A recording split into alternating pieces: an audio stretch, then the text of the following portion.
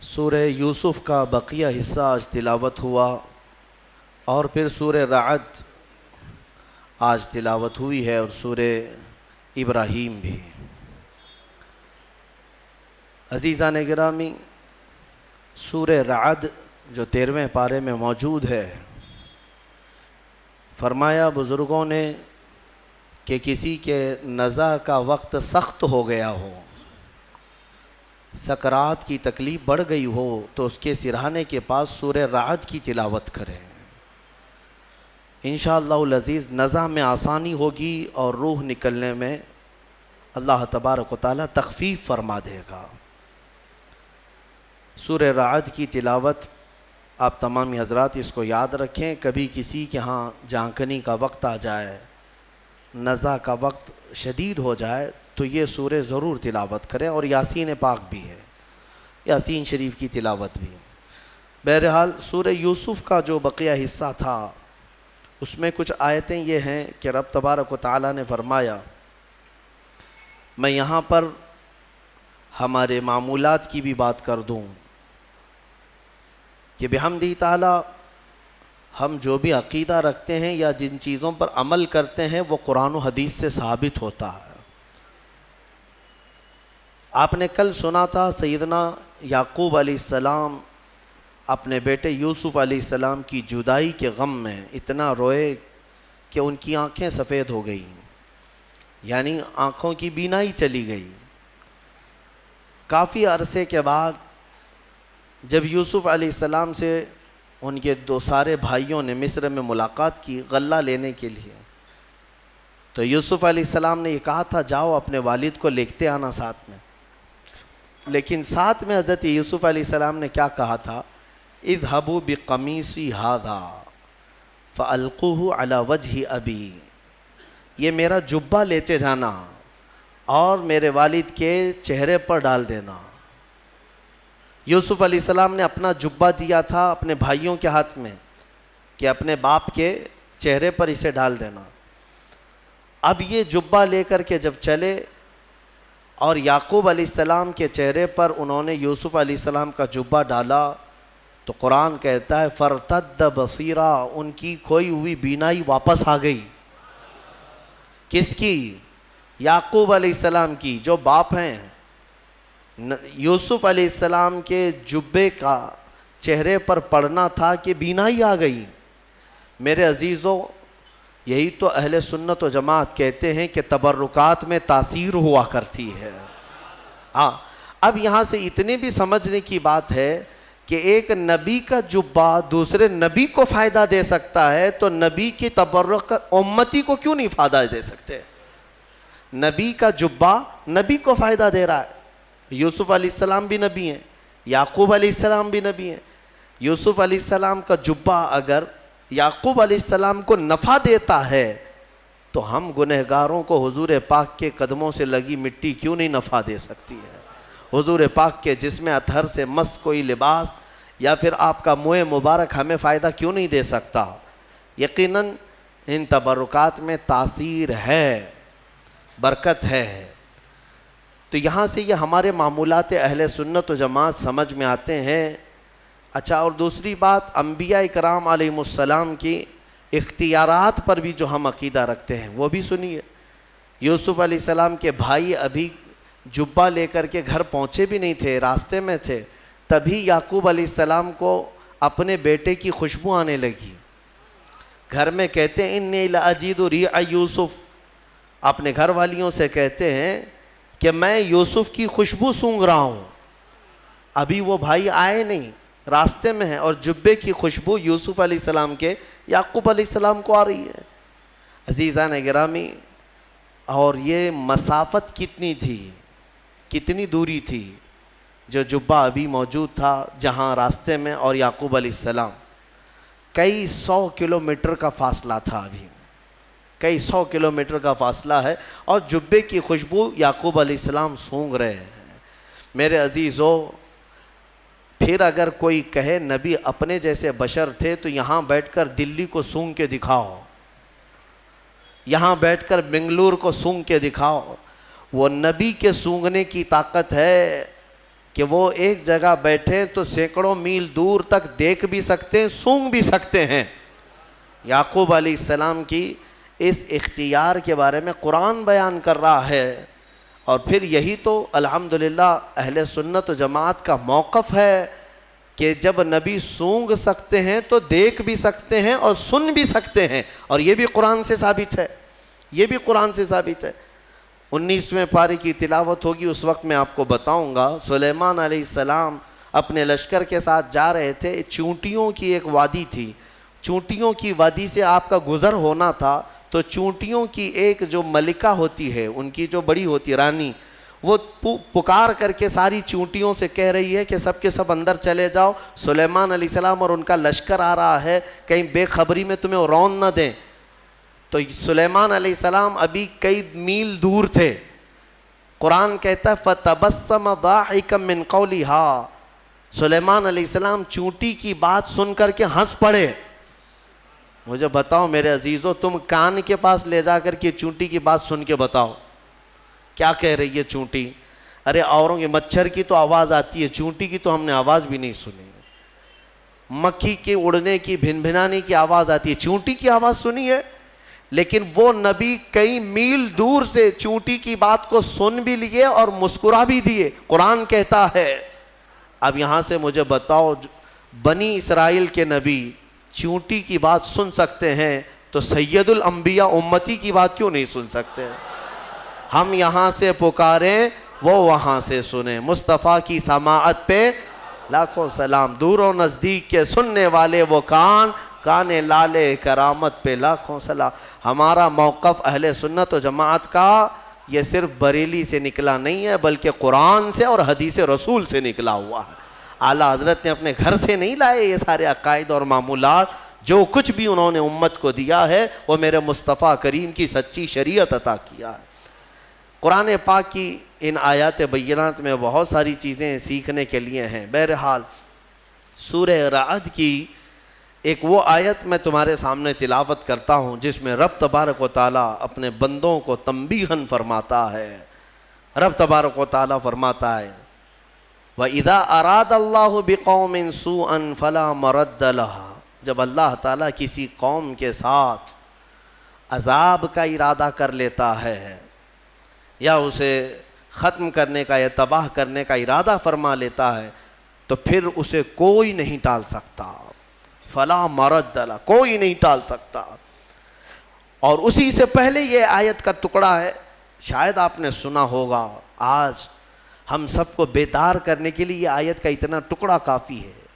میرا مولا فرماتا ہے ان اللہ لا یغیر ما بقوم حتی یغیروا ما بانفسہم، بے شک اللہ تعالیٰ اس وقت تک کسی قوم کی حالت کو نہیں بدلتا جب تک وہ قوم خود اپنی حالت نہیں بدلتی۔ تم یہاں بیٹھ کر کے خود سے کچھ نہ بدلو اور یہ کہو اللہ کی رحمت کب آئے گی، اللہ کی مدد کب آئے گی۔ قرآن پڑھو، اللہ فرما رہا ہے اللہ تمہاری حالت نہیں بدلے گا جب تمہیں خود فکر نہیں ہے اپنی حالت بدلنے کا۔ تم اپنے آپ کو بدلتے نہیں اور زمانہ بدلنے کا سوچتے ہو۔ خود کے اندر ایک چہرہ یعنی سنت کے طور پر رکھنے کی توفیق نہیں ہوتی، اور پھر اللہ کی مدد کی اور شریعت کی اور پورے امت اسلامیہ کی دعاؤں کی بات کرتے ہیں۔ اکثر سوشل میڈیا کے بڑے بڑے مناظر جو بیٹھے ہوئے ہیں، ہاں ان کو دیکھو واٹس ایپ پر، فیس بک پر جو بڑے بڑے ان کے کمنٹ ہوتے ہیں، وہ مولانا کہاں ہیں، یہ شیخ صاحب کہاں ہیں، فلاں کہاں ہیں، سب کو جھنجھوڑ رہے ہو تم۔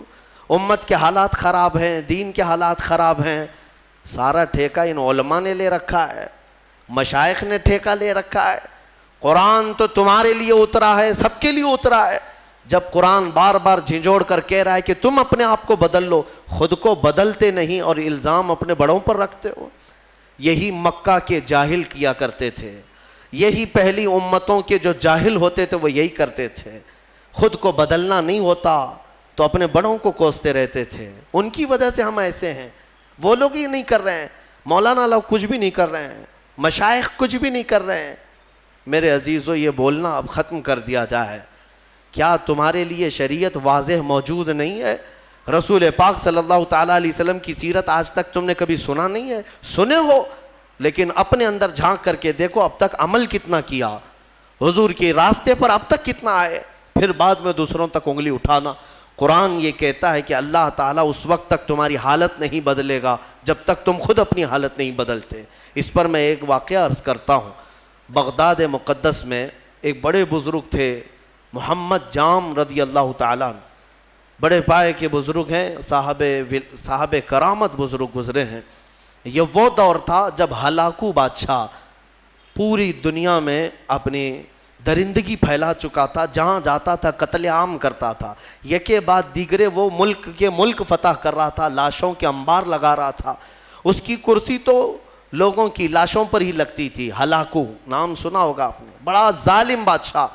اور یہ جنگ کرتے کرتے جب اس کا ٹارگٹ بغداد ہو گیا، بغداد اس وقت مرکز اسلام کہلاتا تھا، علماء دین وہاں پر کثرت سے ہوا کرتے تھے، علم کی بڑی بڑی درسگاہیں وہاں پر موجود تھی، دانشور وہاں موجود تھے، صوفیہ موجود تھے۔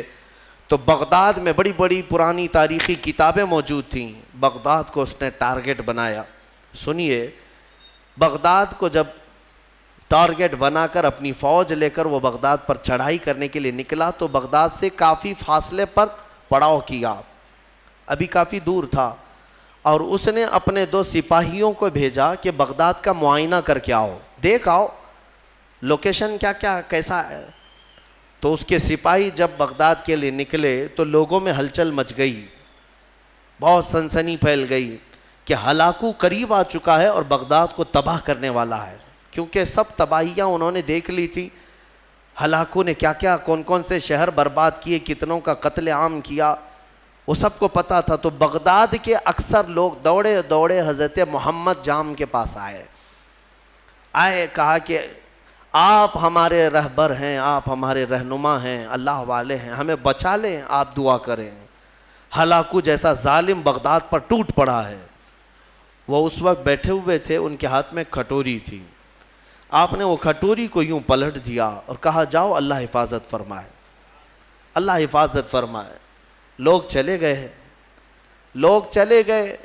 اللہ والوں کو اللہ تعالیٰ نے یہ اختیار دیا ہے، تصرف دیا ہے، اور ان کی اداؤں کو اللہ قبول بھی کرتا ہے۔ ہوا یہ کہ ہلاکو کے دونوں سپاہی پورے راستے پر چھان مارتے رہے، ان کو بغداد نظر ہی نہیں آیا، وہ ڈھونڈتے رہ گئے، ان کو صرف میدان ہی میدان دکھتا تھا، کہیں بغداد دکھتا ہی نہیں تھا۔ وہ واپس لوٹے اور بادشاہ سے کہا کہ بغداد تو ہے ہی نہیں قریب، کہیں پر کوئی شہر ہی نہیں ہے، صرف اور صرف چٹیل میدان ہے۔ تو ہلاکو کو اتنا غصہ آیا ان کی بات پر کہ یہ جھوٹ بول رہے ہیں، دونوں کو اس نے قتل کر دیا۔ کہا جھوٹ بول رہے ہو تم، بغداد کے بالکل ہم قریب آئے ہوئے۔ دوسرے دن بغداد کو اپنے خاص 2 وزیروں کو بھیجا، کہا جاؤ تم دیکھ کر کیا ہو، عام سپاہیوں پر بھروسہ نہیں ہے۔ اپنے معتمد 2 وزیروں کو بھیجا، وہ جب آئے، دوسرا دن تھا، تو پھر لوگوں کو خبر چلی کہ آج ہلاکو کے 2 جاسوس اس کے مخصوص وزیر آ رہے ہیں۔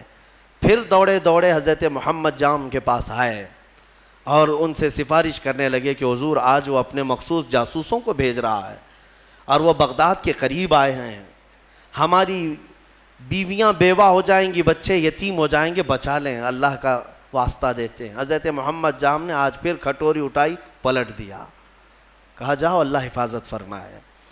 چلے گئے، وہ 2 وزیر بھی گھوم پھر کر کے گئے، انہیں بھی بغداد نظر نہیں آیا، صرف چٹیل میدان۔ اللہ والے اپنے کوزے سے جسے چاہے چھپا لے۔ واپس وہ شام کو لوٹے، ہلاکو کے پاس کہے سچ کہہ رہے تھے وہ دونوں سپاہی، ہمیں بھی بغداد نظر نہیں آیا، ہم غلط راستے پر تو نہیں آئے۔ بادشاہ کو اب غصہ بھی تھا اور تجسس بھی بڑھ گیا کہ ایسا کیسے ہو سکتا ہے۔ اس نے کہا اب معائنے کی ضرورت نہیں، مجھے یہاں سے بغداد کی روشنی نظر آ رہی ہے اور تم کو قریب سے بغداد کیوں نہیں نظر آیا؟ تو پھر تیسرے دن اس نے فوج کی تیاری کر لی کہ نہیں اب معائنے کی ضرورت نہیں، ساری فوج ہی چل پڑے، میرے ساتھ ساتھ چلو اور حملہ ایک ساتھ کیا جائے گا بغداد پر۔ تیسرے دن صفیں لگ گئیں، ہلاکو اس کی سپہ سالاری سربراہی کر رہا تھا، اور جب بغداد کی طرف وہ طبل بجاتے ہوئے، نقارے بجاتے ہوئے نکلے، اب پھر بغداد والوں میں سراسیمگی پھیل گئی۔ اب یہاں پر دوڑ بھاگ، سارے ادھر ادھر کھلبلی مچ گئی. پھر دوڑے دوڑے حضرت محمد جام کے پاس آئے. مومنین کا ایک بڑا مجمع آیا، سب رونے لگے. کہا کہ حضور بچا لیں بغداد کو، یہاں امانتیں ہیں بزرگوں کی، یہاں مسلمانوں کا مرکز ہے، بچا لیں. حضرت محمد جام تیسرے دن ان کے ہاتھ میں کھٹوری تھی، وہ پلٹ رہے تھے، غیب سے ندا آئی کہ اے میرے بندے اب رک جاؤ، اب رک جاؤ. کب تک تم انہیں اس طرح سے بچاتے رہو گے؟ انہوں نے اب تک اپنی حالت نہیں بدلی، ان کو اپنی حالت پر چھوڑ دو. حضرت محمد جام کو حکم ہوا، غیب سے ندا آئی، انہوں نے وہ کھٹوری چھوڑ دی، نہیں پلٹا. پھر اس کے بعد ہوا یہ کہ ہلاکو بغداد میں داخل ہو ہی گیا اپنی فوج کو لے کر، اور ایسی تباہی مچائی، ایسی تباہی، اللہ کی پناہ. 1 مہینے تک بغداد میں صرف چیخ ہی چیخ تھی، آوازیں ہی آوازیں تھیں. جس طرف سے گزرتے لاشوں کا انبار تھا، گھر بار جلائے جا چکے تھے. اسلامی ذخیرہ جو لائبریریاں تھیں وہ جلا کر راکھ کر دی گئیں. دریائے دجلہ کا پانی پورا خون سے لال ہو گیا تھا، اور گھوڑے دوڑتے تھے بغداد کی گلیوں میں تو مسلمانوں کے خون سے گھوڑوں کے ٹاپ بھیگ جاتے تھے. اتنا قتل عام کیا، مسجدیں تخت و تاخت و تاراج ہو گئیں، وہاں کی بلند و بالا پرشکو عمارتیں تباہ و برباد کر دی گئیں، علماء کو قیدی بنایا گیا. نہ جانے کتنی تباہی ہوئی، اس کا بیان کرنا بیان سے باہر ہے. میرے عزیزو، یہ تباہی تاریخ کی داستان بن گئی. آج بھی تاریخ اٹھاؤ گے تو ہلاکو کے بغداد کی تباہی کی داستانیں تمہیں بہت جلی حرفوں میں نظر آئیں گی. لیکن کہنا یہ چاہتا ہوں کہ اس تاریخ میں چھپا ہوا یہ واقعہ ہمیں جھنجھوڑتا ہے. اللہ والے بھی، اولیاء کرام بھی اس وقت تک بچاتے رہتے ہیں جب تک تمہارے سدھرنے کی امید ہو. پھر ایک وقت ایسا آتا ہے کہ مولا تعالیٰ خود منع کر دیتا ہے کہ اے میرے محبوب بندو، ان کی حفاظت بھی مت کرو، ان کو اپنے حال پر چھوڑ دو، ان کو اپنے حال پر چھوڑ دو، کہیں وہ نوبت نہ آنے پائے، وہ وقت آنے نہ پائے. اے غیور مسلمانوں، میں تمہیں بیدار کرتا ہوں. اسی لیے زمانہ ماضی کے کچھ شاعروں نے یہ کہا تھا، جگہ جگہ کے تھک چکے ہیں تمہیں یہ ہنگامے، اٹھو نشاط لذت خواب گراں بدل ڈالو. ہاں، غلط روی سے منازل کا بعد بڑھتا ہے، مسافروں رویش کارواں بدل ڈالو. اٹھو وگرنہ حشر نہ ہوگا پھر کبھی، دوڑو کہ زمانہ چال اپنی چل گیا. آج تمہیں پتہ ہے تمہاری تباہی کے منصوبے، اس کے تانے بانے پورے بنے جا چکے ہیں، تمہارے خاتمے کی منصوبے مکمل کیے جا چکے ہیں، اور تم آپس میں یہاں گتھم گتھا ہو. تم یہاں پر اب تک اپنے تاش کے پتے چھوڑنے کو تیار نہیں. تمہارے شراب کی دکانیں بند نہیں ہو پاتی، تمہارے نشے کی عادتیں ختم نہیں ہو پاتی. کہاں گیا وہ غیور نوجوان؟ جب میرے آقا صلی اللہ تعالیٰ علیہ وسلم تنہا آواز دیتے تھے تو سہاگ رات چھوڑ کر کے حنظلہ جیسا جوان بھی میدان میں آتا تھا، اپنی آج کی دلہن کو چھوڑ کر نکل آتا تھا.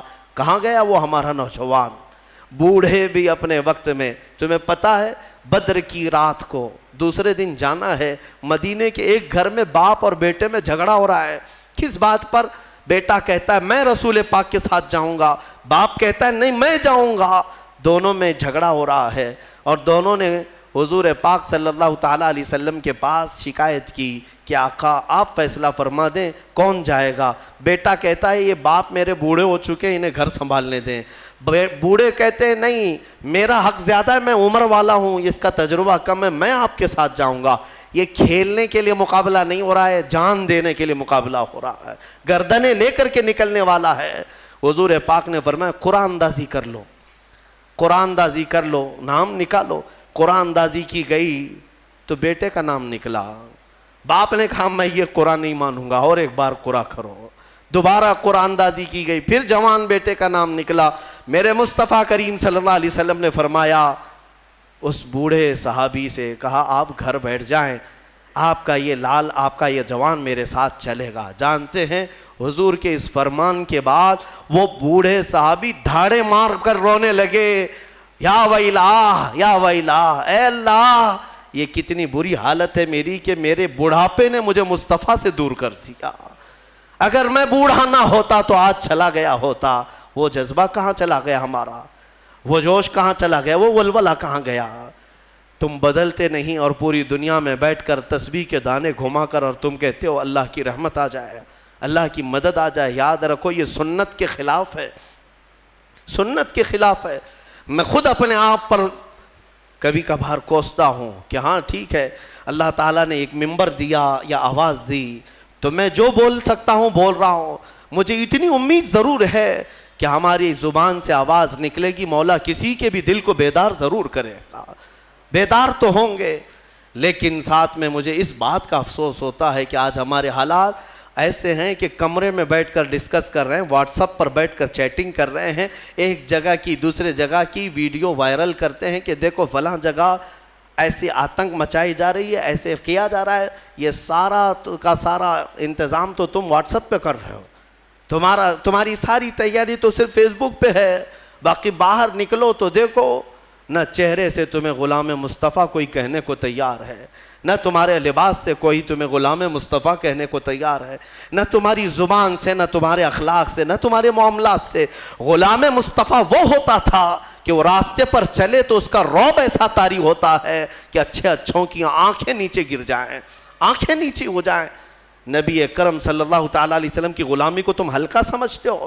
بدلو میرے عزیزو، قرآن سچ کہہ رہا ہے ان اللہ لا یغیر ما بقوم حتی یغیروا ما بانفسہم. بے شک اللہ تعالیٰ اس وقت تک کسی قوم کی حالت نہیں بدلتا جب تک اس قوم کو خود اپنی حالت بدلنے کی فکر نہ ہو. اسی لیے اقبال نے کہا تھا قوت فکر و عمل پہلے فنا ہوتی ہے، پھر کسی قوم کی شوکت پہ زوال آتا ہے، پھر کسی قوم کی شوکت پہ زوال آتا ہے. ہماری شوکت، ہماری شان، ہماری بان پر جو آج زوال آیا ہے اس سے پہلے ہمارے سوچ و بچار اور ہمارے عمل کی قوت فنا ہو گئی ہے. ہاں سب کچھ ختم کر کے اب ہم یہ زوال کے دن دیکھ رہے ہیں. بہت تیزی سے دن بدلے ہیں میرے عزیز ہو، ہماری آنکھوں کے سامنے بدلے ہیں. میں یہ نہیں کہہ رہا بدل رہے ہیں، بدل چکے ہیں. آج سے صرف 10 سال پہلے جاؤ، آج سے صرف 5 سال پیچھے بھی جاؤ، جو حالات تھے وہ آج بہت تیزی سے بدل چکے ہیں. اور پھر اگلے جو آئیں گے اتنے عرصہ بھی تمہیں مہلت نہیں دی جائے گی. دشمن گھات لگا کر اپنی کمین گاہوں سے تمہاری طاق میں ہے. اسی لیے میں نے کل بھی ایک جملہ کہا تھا کہ نشیمن سے دھواں اٹھتا ہے اور تم کہتے ہو ساون ہے. گھر میں آگ لگی ہے اور دھواں نکل رہا ہے اور تم کہہ رہے ہو ساون کا موسم چل رہا ہے. میرے عزیز بچوں، آج یہ گلی ڈنڈے کا وقت بھی نہیں، کرکٹ اور ہاکی اور فٹ بال کا وقت بھی نہیں ہے تمہارے پاس. تمہارے ہاتھوں میں قرآن عظیم آ جانا چاہیے، تمہاری زبانوں پر اب نغمات مصطفیٰ آ جانا چاہیے. تم پوچھو گے اس سے ہوگا کیا؟ تمہیں پتہ نہیں کیا ہوگا، تمہیں اندازہ بھی نہیں ہے. قرآن کی ایک آیت اگر مولا پہاڑوں پر نازل کرے تو وہ ریزہ ریزہ ہو جائیں گے، وہ ریزہ ریزہ ہو جائیں گے. کیا قرآن پر یقین نہیں ہے تمہیں؟ اللہ نے فرمایا لو انزلنا هذا القرآن على جبل لرأيته خاشعا متصدعا من خشية اللہ. اگر ہم یہ پہاڑوں پر نازل کرتے تو تم دیکھتے کہ اللہ کی خشیت سے یہ ریزہ ریزہ ہو جاتے.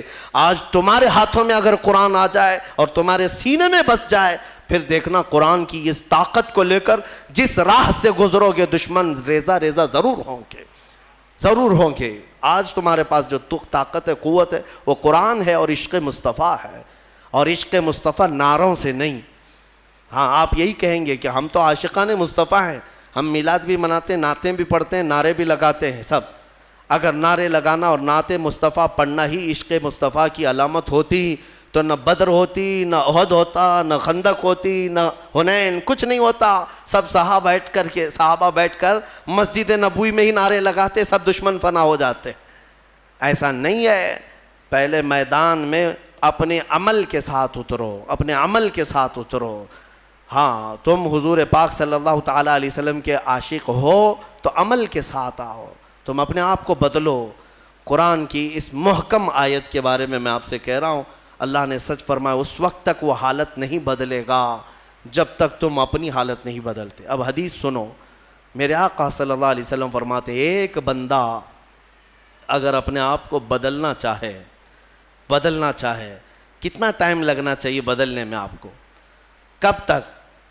کچھ تو لمٹ ہوگی. آپ بدلنا چاہیں, حضور فرماتے ہیں اگر کوئی بدلنا چاہے اور نکل پڑے مولا کے راستے پر, حضور فرماتے ہیں کہ اگر وہ ایک بالشت آگے بڑھے گا تو رب تبارک و تعالیٰ کی رحمت ایک ہاتھ آگے بڑھ جائے گی.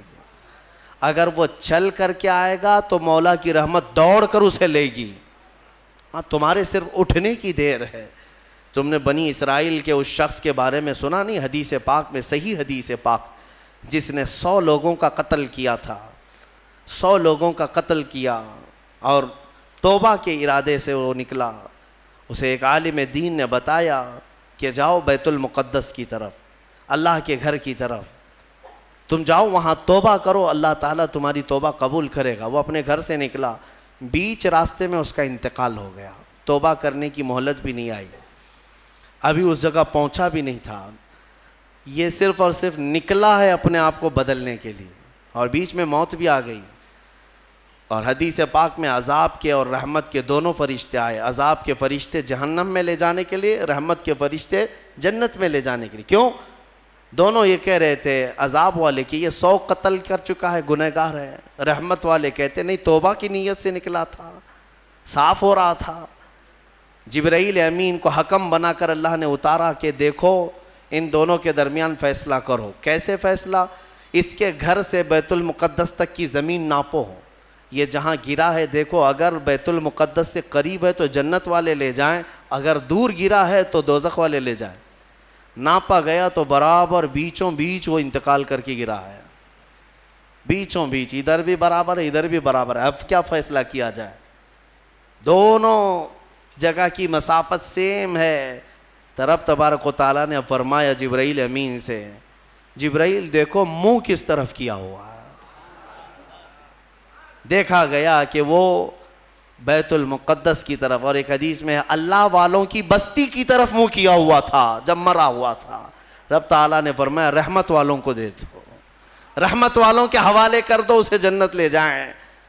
بدلنا چاہو تو مولا تعالیٰ اتنا تیز تمہیں بدل دیتا ہے, اور نہیں بدلنا چاہو تو تمہیں اسی طرح چھوڑ دیتا ہے. تو کچھ تو ہونی چاہیے ہمارے اندر احساس بدلنے کا. صرف اور صرف اگر کسی کو ایسا لگتا ہے کہ تقریریں سننا یہ ایک انٹرٹینمنٹ ہے, تو میں کہتا ہوں یہ سننا بھی چھوڑ دو. اگر علماء کی تقریریں یا ہمارے بیانات سنتے ہو تو تمہاری زندگی میں انقلاب آنا چاہیے, تبدیلی کا مزاج پیدا ہونا چاہیے کہ کل تک میری نمازیں قضا ہوتی تھی, آج میں نماز کی پابندی کر لوں, اسی لیے کہ مجھے کل قیامت کے دن حساب دینا ہے. اور اس کے علاوہ آج کے حالات کیا جھنجھوڑتے نہیں ہیں تمہیں؟ آج کے حالات نہیں جھنجھوڑ رہے تمہیں؟ ظالم سر پر آپ ننگا ناچنے کے لیے تیار کھڑے ہیں. وہ دن تمہارے سامنے آئیں گے, تم دیکھو گے کہ بچوں کے خون سے یہ ہولی کھیلیں گے. ہاں یہ دن آئیں گے, قریب ہے. ہر جگہ پر فتنہ و فساد, ہر جگہ پر خون ریزی, ہر جگہ پر قتل و غارت. حضرت نعمت اللہ شاہ کرمانی 800 سال پہلے کے ایک بزرگ ہیں, ان کی پریڈیکیشن بہت مشہور ہے. انہوں نے جو پیشن گوئیاں 800 سال پہلے کی تھیں وہ سب کی سب آج ثابت ہوتی نظر آ رہی ہیں. انہوں نے ہندوستان کے پورے حالات کے بارے میں پیشن گوئیاں کی ہیں, ان کی پوری کتاب موجود ہے فارسی میں. انہوں نے اپنے زمانے کے بعد ہونے والے حالات میں سب بتایا, کون سا بادشاہ آئے گا, کتنے سال حکومت کرے گا, کیا کیا ہوگا, اور آج کے حالات تک انہوں نے بیان کیے. اس میں انہوں نے ایک بات یہ بھی بیان کی ہے, میں یہ نہیں کہتا کہ ہم جو ہے آنکھ بند کر کے ہر چیز پر یقین کریں گے, مستقبل جو بھی ہے وہ اللہ کے دست قدرت میں ہے, اللہ ہی بہتر جانتا ہے. لیکن بزرگوں نے علم لدنی سے, اللہ تعالیٰ کا جو خاص علم انہیں ملا ہو, اس سے کبھی کبھار کچھ باتیں بیان کرتے ہیں. انہوں نے یہ بیان کیا کہ ایک وقت آئے گا ہند پر, جب دریائے اٹک کا ایک نام لیا انہوں نے, یا پھر تبت کے پاس, کہ ایک دریا ہے یا ایک میدان ہے, وہ 3 بار پورے خون سے بھر جائے گا, اتنا قتل عام کر دیا جائے گا. سوچ سوچ کر کے کبھی ہمارے رونگٹے کھڑے ہو جاتے ہیں. عزیزان گرامی وقار, جب بارش بہت تیز آتی ہے تو پھر لوگ چھت کے نیچے چلے آتے ہیں, یا چھاتا نکال لیتے ہیں. اور تم کون سی زندگی گزار رہے ہو؟ فتنوں کی بارش اور ظلم کی بارش اتنی تیز ہو چکی کہ تم مصطفیٰ کریم کی چھت کے نیچے بھی آنا نہیں چاہتے اور نہ ہی اخلاق مصطفیٰ کی چھتری لینا چاہتے ہو. کون سی زندگی میں ہو؟ بدلو اپنے آپ کو. میرے رب تبارک و تعالیٰ کا فرمان حق ہے، ورنہ حالات ہم نے یہ بھی دیکھے ہیں. زندگی تمہاری 80 سال کی ہو جائے، اگر ایک جگہ بیٹھ کر کے تم انتظار کرتے رہے تو کچھ تبدیل نہیں ہونا ہے. وہ خالق اسباب ہے، ساری چیزیں اسباب پر رکھا ہے. مولا اگر چاہے تو ڈائریکٹ آسمان سے تمہارے منہ میں روٹی ڈال دے، لیکن اس کی مرضی ایسی نہیں. اس کی منشا یہ ہے کہ پہلے بیج بو، پھر فصل آئے، پھر اس کے بعد کٹائی ہو، پھر اس کے بعد پسائی ہو، پھر آٹے کی گندھائی ہو، پھر اس کے بعد روٹی بنے، پھر توے پر جائے، پھر پک کر تمہارے منہ میں آئے. اتنی منزلوں سے گزار کر کے تمہارے منہ تک لاتا ہے. لیکن کیا وہ ان منزلوں کا محتاج ہے؟ وہ ڈائریکٹ تمہیں رزق کھلا سکتا ہے، لیکن اس نے پوری کائنات کو اسباب پر رکھا ہے. اس لیے میں تمہیں سمجھا رہا ہوں کہ صرف اور صرف تم اس یقین پر نہیں رہنا کہ ہم ان کا دامن پکڑیں، ان کا دامن پکڑیں، سب ہو جائے گا. دامن پکڑے رہو لیکن حرکت بھی کرتے رہو. ہاں، بغیر حرکت کیے، مثال کے طور پر سمندر میں آپ تیر رہے ہو، چاہے اچھے سے اچھے تیراک کا دامن پکڑے رہو اور اپنے ہاتھ پیر ڈھیلے چھوڑ دو، اس کو بھی لے جاؤ گے تم. اس کے لیے کیا ہو جاؤ گے؟ میرے عزیزو، آپ اپنے ہاتھ پیر تو چلاؤ، عمل کے میدان میں آپ خود تو آؤ. اب یہ آیات کریمہ کے بعد جو آخری میں ہم نے آیت تلاوت کی ہے وہ یہ تھی. اللہ تعالیٰ فرماتا ہے، یہ ہمارے حوصلے کے لیے بھی ہے. اللہ تعالیٰ فرماتا ہے وَلَا تَحْسَبَنَّ اللَّهَ غَافِلًا عَمَّا يَعْمَلُ الظَّالِمُونَ. لوگوں، ہرگز یہ گمان مت کرنا کہ اللہ ظالموں کے کاموں سے بے خبر ہے. ظالموں کے کسی کام سے اللہ بے خبر نہیں. وہ جو کچھ بھی کر رہے ہیں مولا سب دیکھ رہا ہے، ہر چیز دیکھ رہا ہے، اور انجام بہت قریب ہے. انما یؤخرہم لیوم، اللہ انہیں ڈھیل دیا ہوا ہے. قرآن میں رب تعالیٰ فرماتا ہے انہیں ڈھیل دیتا ہے اس دن کے لیے جب سب کی آنکھیں دیکھیں گی کہ یہ کس پلٹی کھائیں گے، کیسی پلٹی کھائیں گے. اب میں یہاں پر بھی یہی کہوں گا کہ ظالم جس قدر بھی ظلم کر لیں، ایک وقت آئے گا جب میرے مولا کی پکڑ ہوگی. چنگیز نہیں بچا، ہلاکو نہیں بچا، فرعون، قارون، شداد، حامان، ابو جہل، ابو لہب، یہ سب اپنے ظلم کی داستان لکھ کر کے چلے گئے. ان کے نشانات نہیں رہے تو فی زمانہ ہمارے زمانے کا بھی کوئی ظالم زندہ نہیں رہے گا. رب تبارک و تعالیٰ کی پکڑ آئے گی. یہ اور بات ہے کہ ایک بڑے بزرگ نے لکھا ہے، وہ بہت اچھی لگی مجھے بات. فرمایا کہ اگر اللہ تبارک و تعالیٰ کسی قوم سے ناراض ہو، اللہ کسی قوم سے ناراض ہو تو سزا کے طور پر انہیں حاکم ظالم دے دیتا ہے. ظالم حاکم ہی اس قوم کی سزا ہے. اکثر یہ دیکھا گیا ہے کہ قوم کی سزا ظالم حاکم ہی بن جاتا ہے. رب تعالیٰ کی طرف سے ایسے یہ انجام ہوتے ہیں. میرے عزیزو، پھر جب اجتماعی توبہ کرو گے، اپنے آپ کو بدلو گے، تو مولا بھی یہ کائنات کے سارے اس نظام کو بدل دے گا. اور ایک آیت یہ بھی میں سنا دوں. اللہ فرماتا ہے اگر تم نہیں چینج ہونا چاہتے، طے کر کے رکھے ہو کہ جیسے ہم ویسے ہی رہیں گے، بولنے دو مولانا لوگوں کو، ہم جیسے ویسے ہی رہیں گے. ان یشاء یذھبکم، اللہ فرماتا ہے اگر تم یہ نہیں چاہتے بدلو، اگر اللہ چاہے تو تم سب کو ختم کر دے گا. وَيَسْتَخْلِفْ مِن بَعْدِكُم مَّا يَشَاءُ، تمہارے بعد پھر جسے وہ پسند کرے گا اس کو اپنی زمین پہ لائے گا، پھر کسی اور قوم کو وہ بسائے گا. ہم سے پہلے بھی قومیں آباد رہی ہیں. تم سے نظام کائنات نہیں ہے، تم سے دنیا نہیں چل رہی ہے، تمہاری وجہ سے سورج اور چاند کا نظام نہیں ہے. تمہیں تو اللہ تبارک و تعالیٰ نے اس کائنات میں ٹھہرنے کا موقع دیا ہے. اگر تم یہ سمجھ رہے ہو کہ میرے ہی سے سب چل رہا ہے تو خام خیالی ہے. ہاں بدلنے کی اپنے آپ کو فکر آج ہی سے طے کر لو. رمضان ہے، بہترین موقع ہے. اللہ رب العزت کو گواہ بناؤ، میرے مصطفیٰ کو حاضر و ناظر مان کر ان کے دربار میں یہ کہہ دو ایک بار میرے آقا کو شاہد مانتے ہو، میرے آقا کو حاضر مانتے ہو، میرے آقا کو ناظر مانتے ہو، تو پھر ان کے سامنے ہاتھ جوڑ کر کے یوں کہو میں مجرم ہوں آقا مجھے ساتھ لے لو، میں مجرم ہوں آقا مجھے ساتھ لے لو، کہ رستے میں ہیں جا بجا تھانے والے، چمک تجھ سے پاتے ہیں سب پانے والے، میرا دل بھی چمکا دے چمکانے والے، برستا نہیں دیکھ کر ابر رحمت، ہم بدوں پر بھی برسا دے برسانے والے. ایک میں کیا میرے عصیاں کی حقیقت کتنی، مجھ سے 100 لاکھ کو کافی ہے اشارہ تیرا. یا رسول اللہ تو جو چاہے تو میل میرے دل کے دھلیں، کہ خدا دل نہیں کرتا کبھی میلا تیرا. یا رسول اللہ تیرے ٹکڑوں پہ پلیں، غیر کی ٹھوکر پہ نہ ڈال، جھڑکیاں کھائیں کہاں چھوڑ کے صدقہ تیرا. گندے نکمے کمی مہنگے ہیں کوڑی کے 3، کون ہمیں پالتا تم پہ کروڑوں درود.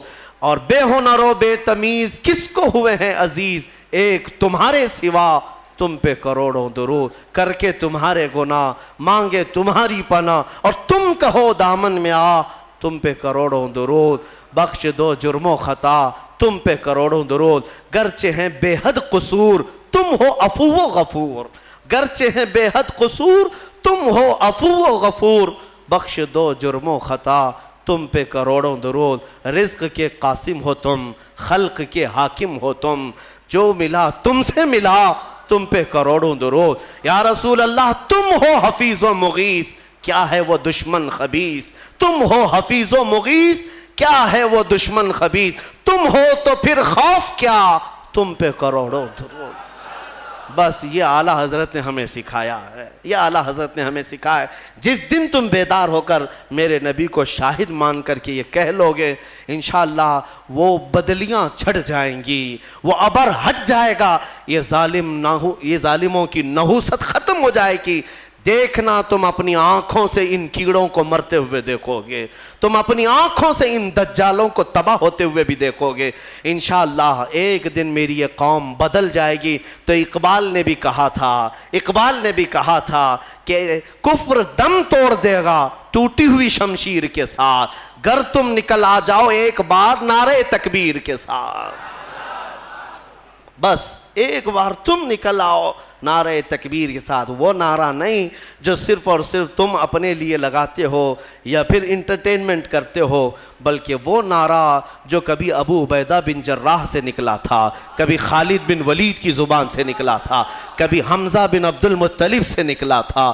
ان کی زبانوں سے جو نعرہ نکلتا تھا وہ روح سے نکلتا تھا، اور ان کا یقین کامل ہوا کرتا تھا، چاہے دنیا کی ساری طاقتیں سامنے ہو مولا میرے ساتھ ہے. انشاءاللہ العزیز وہ وقت تبدیلی کا ان قریب آئے گا. مجھے امید ہے امام مہدی کو ابھی آنا ہے، عیسیٰ علیہ السلام کو ابھی اترنا ہے، اور پوری دنیا میں اسلام کا پرچم ابھی لہرانا باقی ہے. میرے آقا نے فرمایا ہے اس وقت تک قیامت نہیں آئے گی جب تک پوری دنیا کا دین صرف اور صرف اسلام ہی رہے گا، صرف اسلام رہے. اور میرے آقا نے فرما دیا تو میں کہتا ہوں زمین ٹل جائے گی، زمانہ ٹل جائے گا، میرے مصطفیٰ کا فرمان کبھی نہیں ٹلے گا. وہ ہو کر رہنا ہے. لیکن اس سے پہلے جو یہ حالات پیدا ہو رہے ہیں اس کے لیے میں ضرور کہوں گا تم اٹھو، بیدار ہو جاؤ، تم بیدار ہو جاؤ. ہاں ظالموں کے لیے اللہ فرماتا ہے انہیں ڈھیل دیا ہے، آج انہیں ڈھیل دیا ہے، اور ناچو جتنا ناچنا ہے، اور ظلم کرو جتنا ظلم کر سکتے ہو. پھر مولا کی رسی تمہیں ایک دن پکڑے گی اور ایسے باندھا جائے گا کہ تمہارے پاس کچھ نہیں ہوگا. تمہیں پتہ ہے ابرہہ کو کتنا گھمنڈ تھا، کئی ہاتھیاں لے کر کے وہ خانہ کعبہ کو ڈھانے کے لیے آیا تھا. مکہ والوں کی طاقت نہیں تھی مقابلہ کرنے کی. مولا کریم نے چھوٹی چھوٹی چڑیوں سے ایسا تباہ کیا کہ قرآن کہتا ہے کعصف مأکول. وہ بادشاہ ابرہہ اور اس کی فوج ایسے دکھتے تھے جیسے کسی نے مرغی چھیل کر کے کھا کر کے چھوڑا ہوا ہو. جیسے کوئی مرغی کھا کر گوشت کھا کر کے ہڈیاں چھوڑ دیتا ہے. پوری فوج کی درگت ایسی بنی ہوئی تھی، ہلاک و برباد ہو کر کھائے ہوئے مرغیوں کی طرح نظر آتے تھے۔ وہ دن آئے گا جب یہ سارے کیڑے مکوڑوں کی بھی اللہ وہی حالت بنائے گا۔ شرط یہی ہے کہ تم مصطفیٰ کریم کی غلامی میں آ جاؤ۔ ایک بار تم اپنے آپ کو بدل لو اور تمہاری آنکھوں سے بھی نظر آنے لگ جائے، تمہارے چہرے سے بھی نظر آنے لگ جائے، تمہارے لباس سے بھی، تمہارے اخلاق سے بھی نظر آنے لگ جائے کہ یہ رہتا یہاں پر ہے لیکن بدن میں خوشبو مدینے کی آیا کرتی ہے۔ ہاں میرے عزیزو، ہونا یہی چاہیے کہ تمہیں دیکھ کر کے سامنے والے کو ایسا محسوس ہونے لگے اب تو میرے آقا کو مجھے دیکھنا ہے۔ یہ غلام اس قدر خوبصورت ہے تو اس کا آقا کتنا خوبصورت ہوگا۔ یہ کیفیت جب پیدا ہو جائے گی انشاءاللہ فتح تمہارے مقدر میں ہے۔ اللہ کریم کہنے سننے سے زیادہ عمل کی توفیق عطا فرمائے۔ مولا ہمیں ہمارے حالات بدلنے کی توفیق عطا فرمائے۔ اے رب ذوالجلال، ہم تیرے دربار میں سچے دل سے توبہ کرتے ہیں، اس رمضان کی برکت سے ہم سب کی توبہ کو قبول فرما۔ دیکھ مولا، ہم سب تیری طرف بڑھنے کے لیے نکل پڑے، اپنے گھروں سے تیرے گھر تک آ چکے۔ مولا اب تو اپنے گھر سے ہمیں واپس نہ لوٹا، اسی گھر کا